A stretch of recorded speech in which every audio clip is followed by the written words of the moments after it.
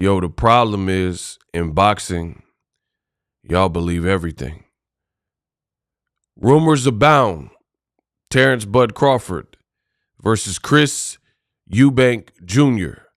at 160 pounds. Will the fight happen? Will it not happen? Do you want to see it? Do you even care? These are the things we're going to discuss in this video.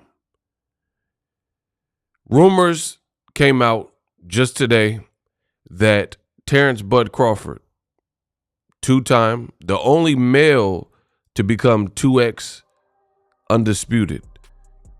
We have a female that's done it, Clarissa Shields, but Terence Crawford, the only male to do that in boxing as a professional. Rumors have now come out suggesting that he will fight against Chris Eubank Jr. at 160 pounds. Suddenly, this graphic emerges, and it's of Crawford and Chris Eubank Jr. Crawford, who last fought against Errol Spence Jr., and he showed out. Dominant performance from the Nebraskan. He told everybody he's capable of beating Errol Spence, and he did just that, and he passed with flying colors. Beat Errol Spence, became the first to stop Errol Spence, even dropped him 3 times. After the second round, it was really the Terence Crawford show, and it's like he couldn't miss. He was jabbing over Errol Spence's jab. Terence Crawford was beating Errol Spence to the punch. Even the spots where Errol Spence, because I think throughout the fight, people sleep on this because of how Crawford made it look. But Errol Spence showed a lot of heart in that particular fight, and it was just like resistance is futile. It no matter what he did, Crawford had an answer for it. So Crawford was off a great performance. In fact, Oscar De La Hoya, I do believe yesterday he was promoting his upcoming fight with Zordo Ramirez, and Oscar De La Hoya, who's been trying to sign Terence Crawford, he's put that out publicly, like, yo, sign with me, I'll change, you need to be with Golden Boy. But one thing that he said is that basically Crawford needs to build off the momentum of the last fight, stay active, don't be forgotten about after such a great win. And the thing is, love him or hate him, Oscar De La Hoya, he's been there, done that. He is the poster child. He was the Golden Boy, and he was the it guy in boxing. So I think he would know a thing or two about, just being on the big stage and being the man. Gold medalist, Olympian, from a rough background, East LA. So he got the, whole package in terms of a fighter. Fighters should aspire to have a career like De La Hoya in the ring. I'm not talking about outside of the ring antics. De La Hoya, he fought everybody that he needed to fight, from the Mayweathers to the Pacquiaos to Julio Cesar Chavez. De La Hoya was one of them ones, right?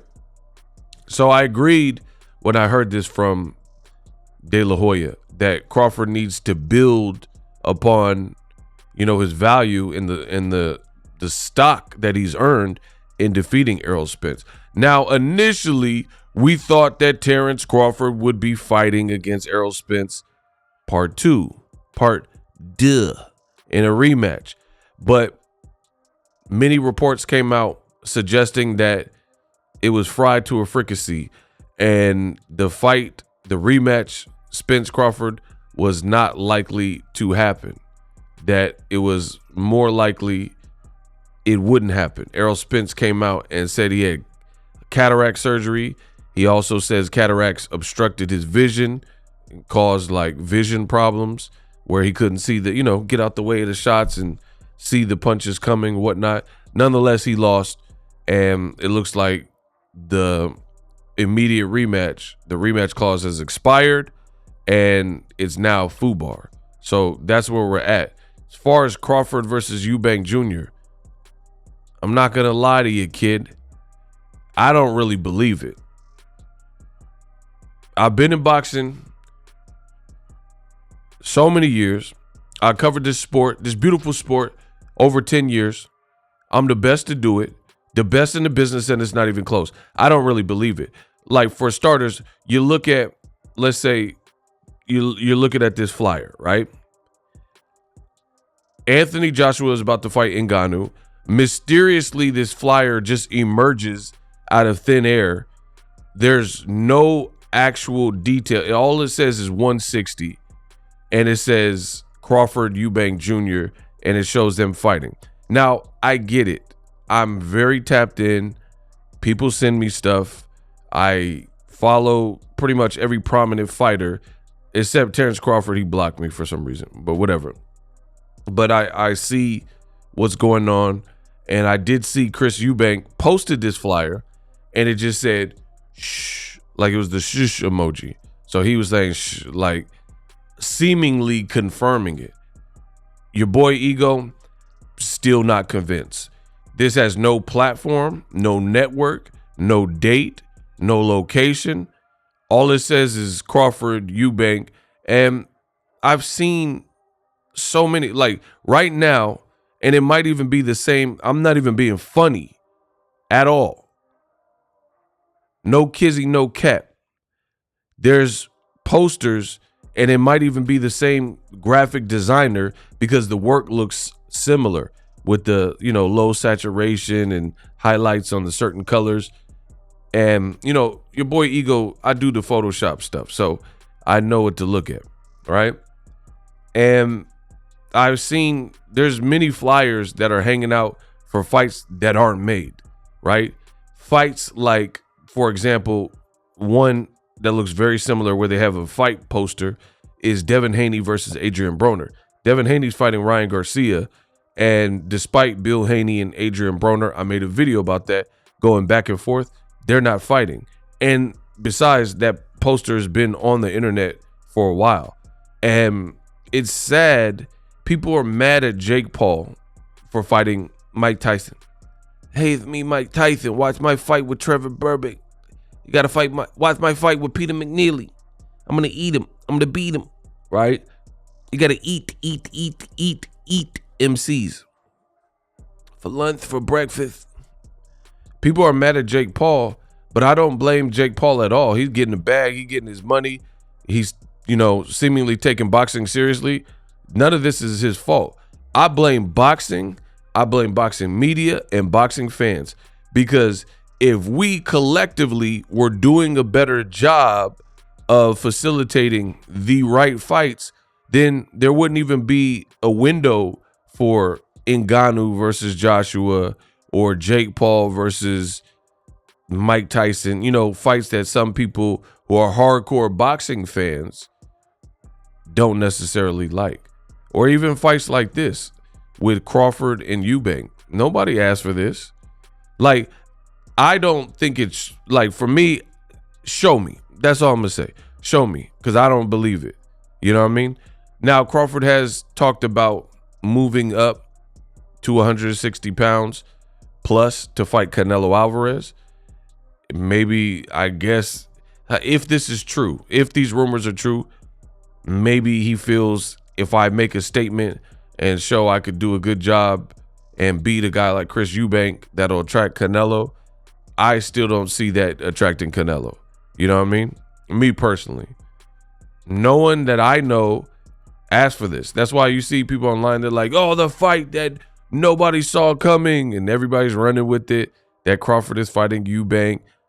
I went and I researched. Crawford's not posting anything about this. Eubank just put a emoji. To me, that's not enough. But again, if boxing was doing what it was supposed to be doing, then guess what? Then, like Canelo, he still hasn't even announced his opponent. And we know it's not going to be David Benavidez, which would be the #1 fight in boxing to uplift the sport of boxing. So, it's hard for me, Ego, to blame the Jake Pauls and stuff like that in boxing when we don't even have our own stuff together. As far as this fight, to me, even because I look at things, I'm objective, so I look at things both ways. even though I have to see more, let's see it, show me. Like, who's the promoter? They're talking about possibly in Saudi Arabia. Is this what they're willing to pay for? What platform is it going to be on? You know what I mean? You know, and to me, I think it's weird. Even if being objective, let's say the fight does happen, still think it's weird. And it's the fight that no one really asked for. And it's pretty astonishing. The Bud Buddies, they have all these reasons and rationales as far as why Jaron Boots Ennis doesn't deserve Crawford. But to me, that would be a more realistic fight and a fight that makes sense. Crawford has stated things like, oh, Jaron Ennis, he's still fighting in small theaters. Who is he beat? You know, he hasn't done enough. These kind of things. So why should I fight Jaron Boots Ennis? But that, to me, if you could facilitate the means to make a Eubank Jr. fight, then Jaron Boots Ennis definitely shouldn't be discounted from my perspective, because I think that's a fight that people would engage with more and want to see more than this. This, just like Jake Paul and Mike Tyson, curiosity killed the cat. So there's a lot of fights that people will watch, but would they pay top dollar for this? Would they buy this on pay-per-view? Would this help Crawford's pay-per-view numbers, you know, if it is on pay-per-view, right? So very, very little info is known at this time. Stay tuned on the channel, subscribe, and I will keep you guys updated. But whether he fights Eubank Jr. or not, enjoy. Like, if that's what you feel ushers in, you know, a new era. But it looks like Crawford is just trying to get bagged up and, you know, selectively choose fights if this rumor is even true, right? The other thing that lessens it and why a fight like this would lose some of the luster is because, first of all, most people watching this video wouldn't even be able to tell me Chris Eubank's last fight. Like, and a lot of them didn't even watch it, right? Like the Liam Smith fight. Speaking of the Liam Smith fight, in the rematch, he recruited Bomac, who is Crawford's longtime trainer. So I'm not the smartest brother in the world, but with Bomac being a trainer of Crawford and really got his name in the mix, and later got the Chris Eubanks and the Keishans and, you know, the Troy, what's his name? Troy Isley, things like that from Crawford. I don't see him abandoning Crawford, right? So that means Liam Smith, or excuse me, Chris Eubank would have to find a new trainer, most likely, if this fight were to even happen. But he last fought September of last year. You know, the curiosity killed the cat. People would probably tune in, maybe. I don't know how much, if they would pay for pay-per-view, but they would tune in just to see how Crawford looks. But Crawford has skills, so he would probably be the favorite over Chris Eubank Jr. And I don't, if this fight is true, which I really doubt, but even if it is true, I have that hesitance to even want to see it for real. Like, I would watch it because I watch all of Crawford's fights, right? And I watch boxing in general, and this is my job. So the other hesitance that I would have if these two were to fight each other at 160 is that you were in camp with him. So I don't know if you sparred with him, but you had the same trainer. So that lets me know, or at least makes me believe, that you've gotten a good look at him. And to make this move, you probably believe that you have what it takes, or you've seen enough of him from behind the scenes to suggest that you could beat him, which would explain. No one's doubting Crawford's skills at all, but moving up 2 weight classes to fight Chris Eubank Jr., one, does he make the weight comfortably, you know, at his current age? And then 2, Team Crawford, being Crawford and Bomac, they've already taken a great look at Chris Eubank because he was in camp. It's like Crawford fought Amir Khan, but he fought him before Amir Khan had joined with Bomac in the stable. I would say the same thing if Amir Khan had joined Bomac and was training in the Crawford gym, in the B&B, I think it's the B&B boxing gym, right, or academy. I would say the same thing if that fight. But luckily, at least, even though no one wanted to see Crawford versus Amir Khan either at that specific time, at least the fight was made before they linked up and worked in the gym. But the fact that your team has recently worked with him, it just shows me that if you do pick this as an out or your next fight, that you feel confident you could beat him. Like if somebody came in your gym and they were looking like prime Mike Tyson and you were at the weight deficit, I doubt most people would be looking to, like, I'm just going to say a random example.